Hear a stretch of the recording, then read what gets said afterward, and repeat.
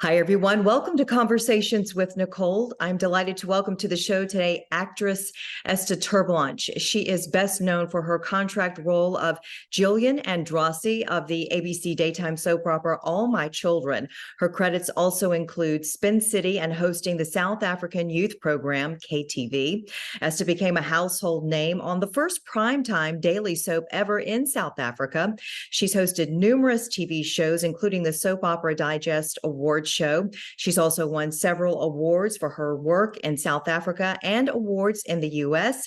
I'm delighted to have her on the show today. I hope you enjoy our conversation. Let's get started.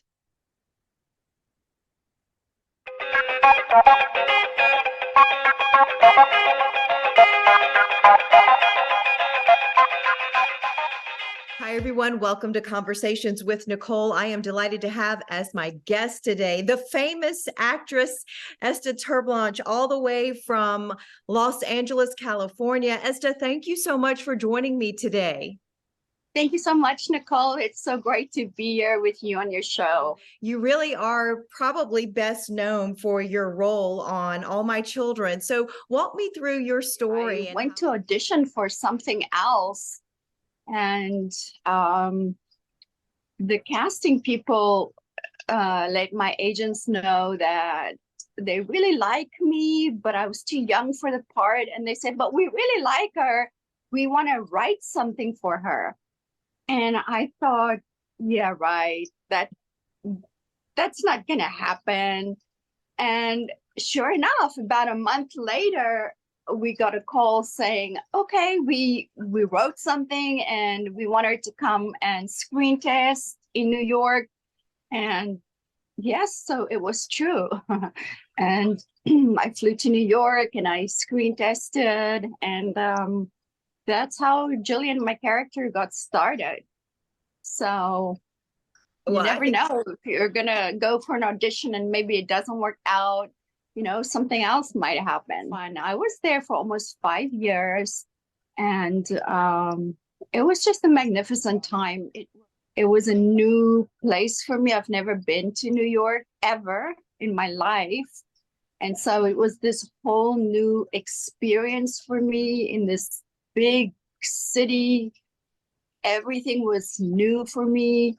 And then I'm working on this American production. Such a blessing really for me, and with wonderful cast members, and Cameron, of course, was amazing.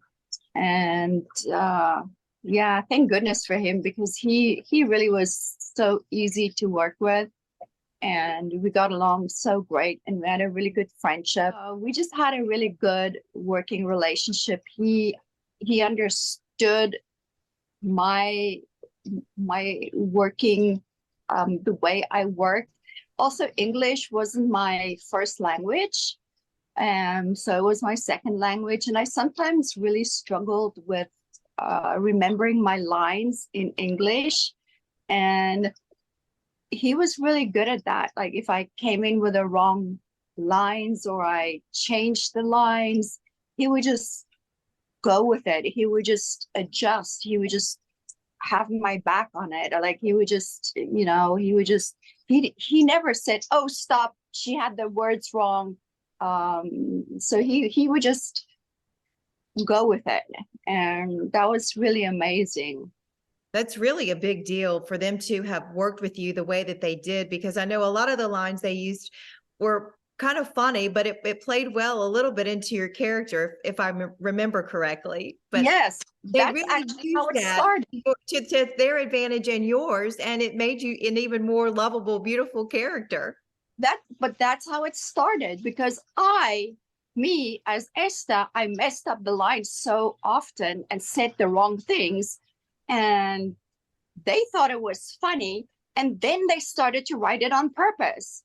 So then I was like, okay, well, if I mess up the lines, it really doesn't matter, because they write it all wrong anyway. So I'm just going to keep going. If I say it wrong, it doesn't matter, because it's going to be okay, because sometimes they write it wrong anyway. And I really have to applaud Cameron for that, because he would just know, okay, she said it all wrong now. She's out of context now. And he would just go with it and just pick it up, and just, we always made it work. The magic in that was the surprise element, because I think sometimes I would surprise him so much that it pulled him into such surprise, and that it really pulled him into the moment. And it maybe that's why it really worked with us, because he never knew what to expect and what was coming next. And neither did I really, because I never really knew what was going to come out of my mouth either. And so scenes with us was always a kind of a surprise, because I never really knew either what was going to happen. You know, what a blessing that they were able to work with you that way and sort of lessen the pressure of coming from South Africa to the US to do a soap, for them to not put that pressure on you, but to work with you. It made it even better. And that was really a blessing to not have that pressure like that. Yes, actually, yeah. Now that I think about it, absolutely. And yes, and they actually called it Gillianisms. Like it became like a thing. They made it into Gillianisms, and then, you know, that became a thing where, yes, where I had to speak all wrong on purpose. Because yes, I would love that, to be able to speak wrong and still be applauded for that. So yeah.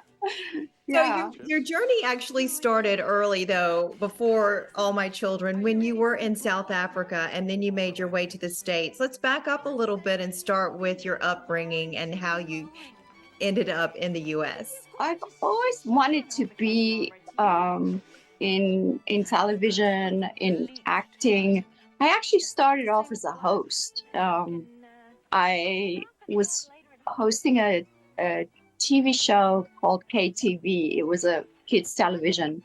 So yeah, I was doing, that was my first TV show. I was 16, and I would do it every single weekend.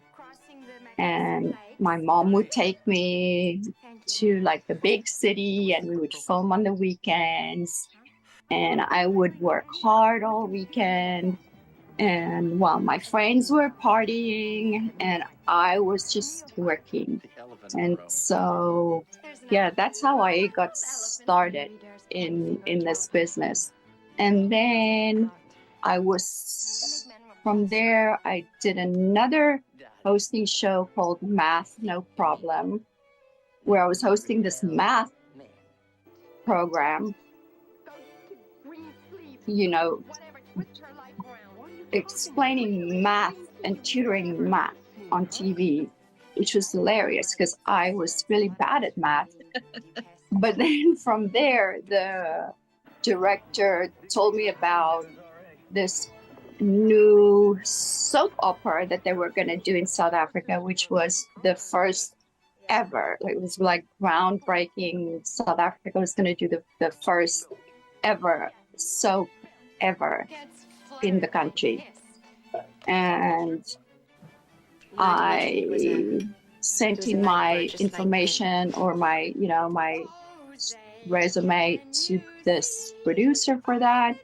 And I went to audition, and then I got the part on Egoli. It was a primetime show in South Africa. That's wonderful. So how old were you when you actually came over to the US? I was, I think I was 23. Yes, I was about 23. And it was a really, really scary thing for me to do. Sure. I remember I arrived at LAX with my 2 suitcases. I walked out of the airport, and I stood there, and I just looked, and you can kind of see the city, and I just looked, and I thought, what were you thinking? Like, I don't know anybody. I just got like such anxiety, and I thought, no, I'm just gonna like turn around and walk right back into the airport and go back to South Africa. This is insane. I can't do this. And I stood there for about 5 minutes, like debating with myself, what am I gonna do now? Because suddenly I just felt so overwhelmed. And then I got into a cab and I did it, but it was very scary. What were you telling yourself? How did you motivate yourself to know I'm going to do this? I just knew in my heart, okay, this is what you have to, this is your path. This is what you have to do. You gotta do this. And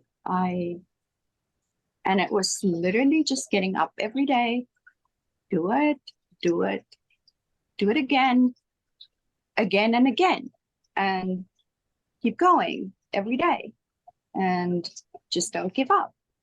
Right. Well, I think you answered it. It was in your heart. You knew it was your path. And so you knew every day you just had to get up and keep doing it over and over again, because it's not just going in that one time to audition and you get the job. It's going over and over and over again and learning how to deal with rejection. But you kept saying, even when someone would say no, you knew someone else would say yes. So you really have to self-empower yourself a lot in this business, I would think. Yes. Yeah, absolutely.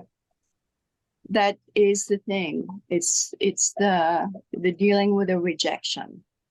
And you just have to be like, okay, not this time, but maybe the next time.